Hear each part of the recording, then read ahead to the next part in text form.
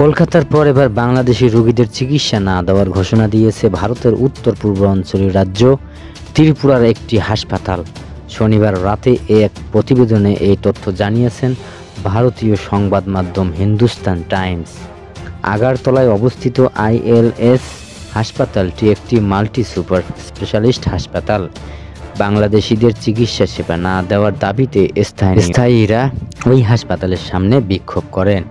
পরে আইএলএস হাসপাতাল বাংলাদেশি রোগীদের চিকিৎসা না করার ঘোষণা দেয়। এরই মধ্যে হাসপাতালটিতে বাংলাদেশের জন্য হেল্প ডেস্ক বন্ধ করে দেওয়া হয়েছে। আইএলএস হাসপাতালের চিফ অপারেটিং অফিসার ভারতীয় বার্তা সংস্থা পিটিআইকে জানিয়েছেন, বাংলাদেশিদের চিকিৎসা করানো বন্ধ করা নিয়ে স্থানীয়রা যে দাবি তুলেছেন তার সঙ্গে তারা একমত। আখাউড়া চেকপোস্ট আইএলএস হাসপাতালের তাদের জন্য যে হেল্প ডেস্ক ছিল সেটিও এবার বন্ধ করে দেওয়া হলো।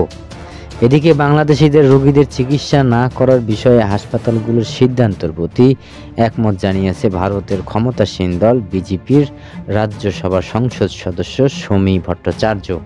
সামাজিক যোগাযোগ মাধ্যম এক্স হ্যান্ডেলে তিনি লিখেছেন, বাংলাদেশিদের স্বাস্থ্য পরিষেবা দেওয়া হবে না বলে হাসপাতালগুলো যে বার্তা দিয়েছে তাতে আমি পূর্ণ সমর্থন জানাচ্ছি। তারা দাবি গোটা ভারতের উচিত বাংলাদেশকে সমস্ত রকম সেবা থেকে বঞ্চিত করে দেওয়া। প্রসঙ্গ সংখ্যালঘুদের উপর কথিত নির্যাতন এবং ভারতীয় পতাকার অবমাননার প্রতিবাদে বাংলাদেশ থেকে যাওয়া রোগীদের চিকিৎসা সেবা না দেওয়ার ঘোষণা দিয়েছিল পশ্চিমবঙ্গের জে এন রায় হাসপাতাল। এবার একই পথে হাঁটল ত্রিপুরার এক হাসপাতাল।